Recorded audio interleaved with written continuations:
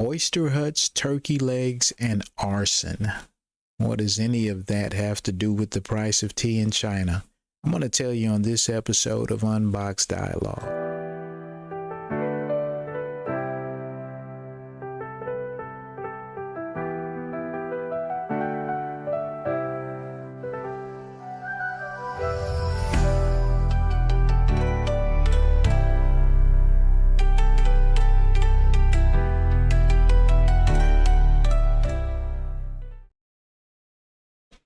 All right, welcome back to the show. I am so happy that you guys could be here with me today. And of course, I am your host, Kent James.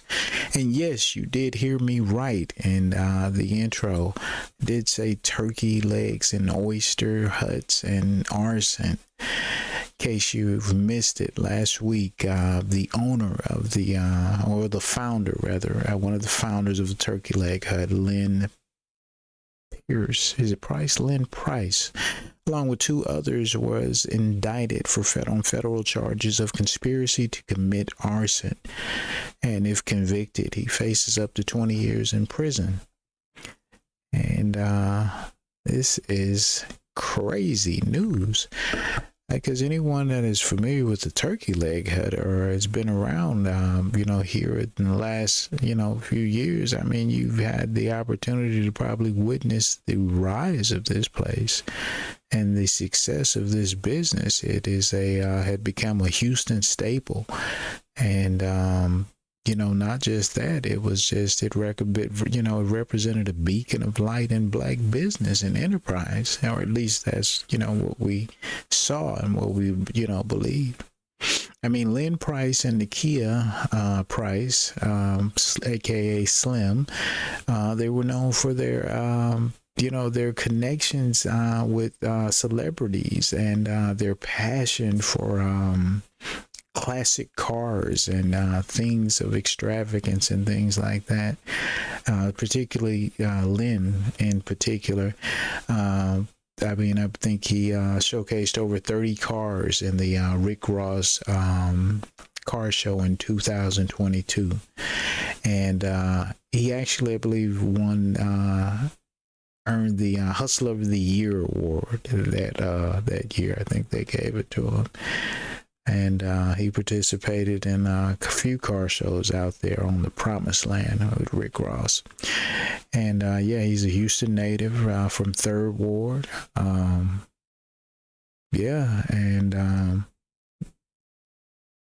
It is a tragedy and a success all in one, man. It's just like, let's see, the origins of the Turkey Leg Hut. I think it was founded or opened up somewhere in the area of about 2015. And of course, that was Lynn Price and Nakia's wife, then wife at least, Nakia Price, Nakia Holmes, rather. It began as a parking lot. It was a freaking parking lot. I mean, if you went to the rodeo around that time, I mean, these people had a parking lot. They literally had lines around the block. I mean, you could see people waiting to get into this space. And I mean, you had nothing to do but sit there and count their money because you're just waiting. You're like, oh, wow, look at all these turkey legs. I know he's getting 2 turkey legs. So, I mean, you watch the rise of these, this couple, and, you watch them as they begin to, you watch the vision take place. So what started out in the parking lot and, during the livestock show and rodeo in Houston, and they were smoking turkey legs and smoked turkey legs. And from there, they made that work. From there, you saw the rise somewhere in the area of about 2017. The couple opened its first brick and mortar store at a physical location in 3rd Ward. The restaurant, it gained popularity almost overnight. It had a large social media base and following. and it had a very heavy presence on social media. And there were celebrities that it began to attract. James Harden and 50 Cent and Megan Thee Stallion, and it was all type of people coming through there. It really was a big win for the city. It was a win for it was just a great look all around, during that time.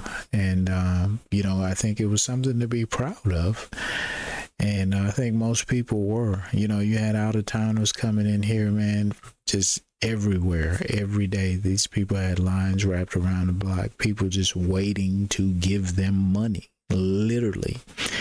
And so, then you had, they had a further expansion. At that point, after getting the brick and mortar, the Turkey Leg Hut expanded and its brand, and it kind of moved into the food trucks and the pop-up events. And then it had an adjacent little bar that they called the Daiquiri Hut.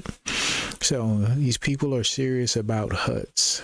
It's a serious hut business, and it's serious money, because they were definitely very successful at it. And it was a great business establishment at that time, or at least that's what what we thought. And then the downfall began, and so you begin to run into these you hear these different stories and different things that would take place after that.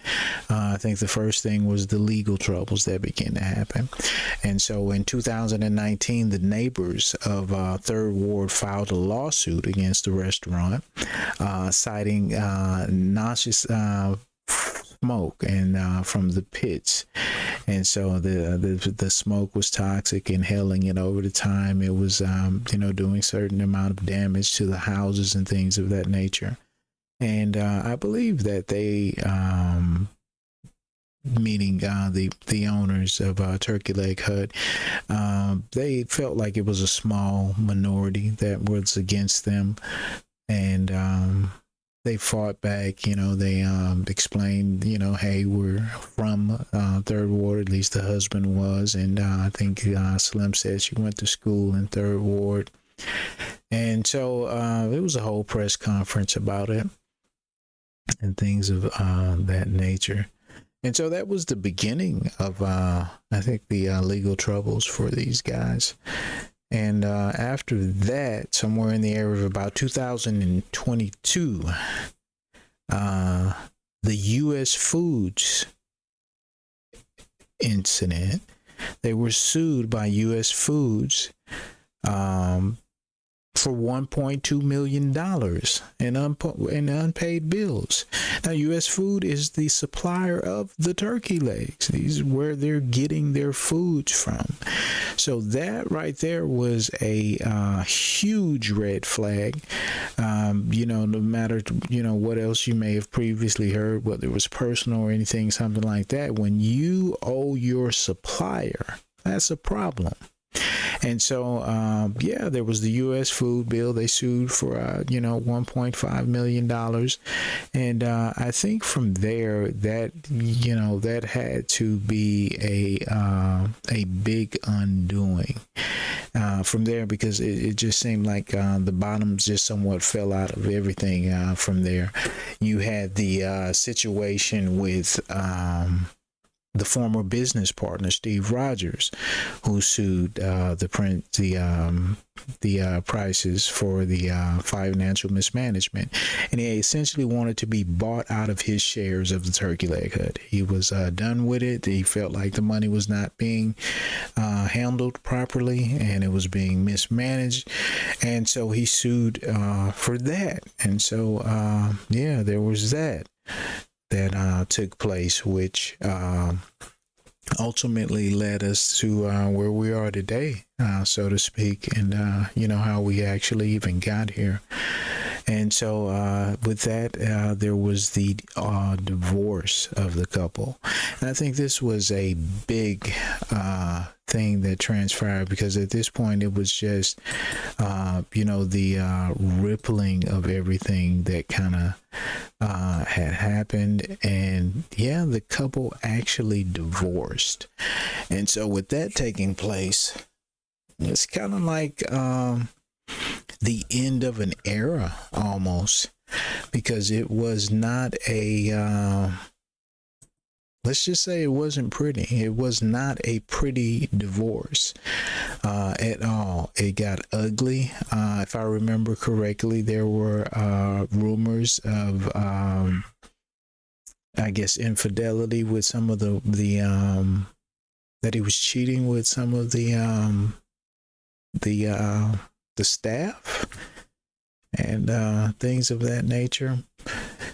And so, yeah, I heard that, and that was out there. And the divorce was so ugly that when Slim filed for divorce, that was in May of 2023, she cited emotional and mental abuse.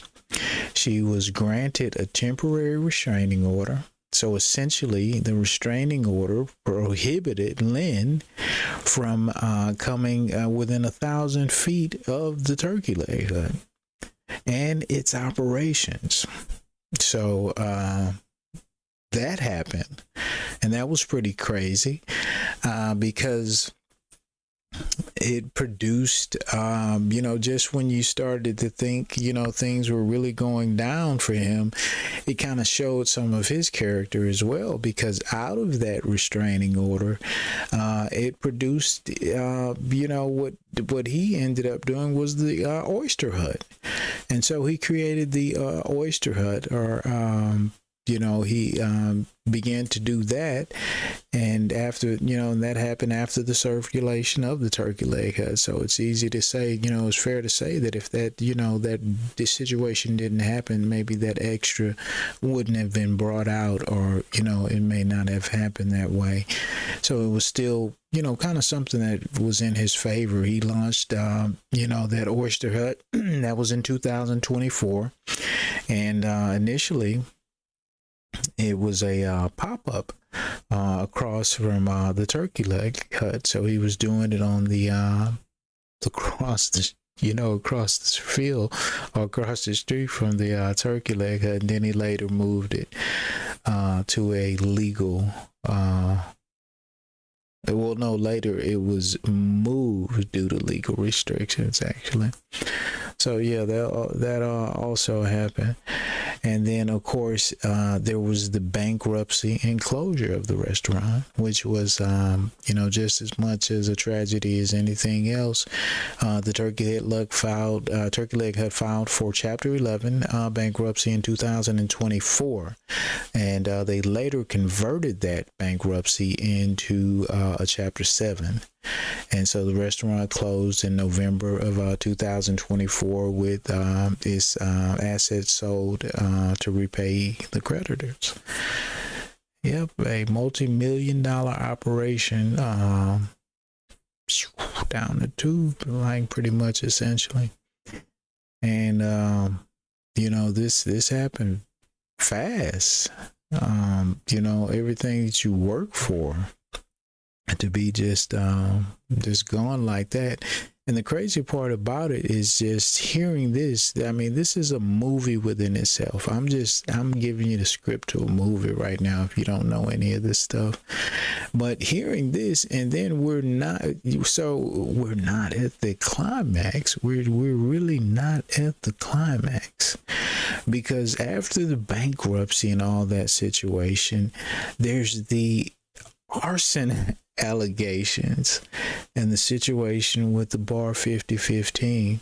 So the business partner, Steve Rogers, a former owner of the Turkey Leg Hut, and Lynn Price's business partner. And so there's the arson incident that takes place in June of 2020.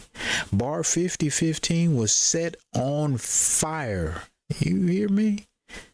It was set on fire, leading to an explosion that exploded in the neighborhood. So all this good that was, supposed to happen or being done in the neighborhood, and people's lives are in danger. You explode a building. This is crazy shit, man. This is crazy shit. Do you hear me? So there was that, and that was allegedly he paid accomplices to carry that out. And so, which leads us to the charges last week. Lynn Price, along with two others, were indicted on a federal charges of conspiracy to commit arson. And if convicted, they face 20 years in federal prison. I don't know, man. That is the ultimate form of crash out to me. It's like a very tragic story, to be honest with you. It's horrible. You guys have to let me know what you think. Is this something we should maybe dig deeper into? I think, should we do the movie before they do the movie? Should we do a documentary on it, a really thorough one? You let me know. Make sure to like, comment, subscribe, support the podcast. I'm glad you guys could join me today. It's your boy Ken James, and I'm out.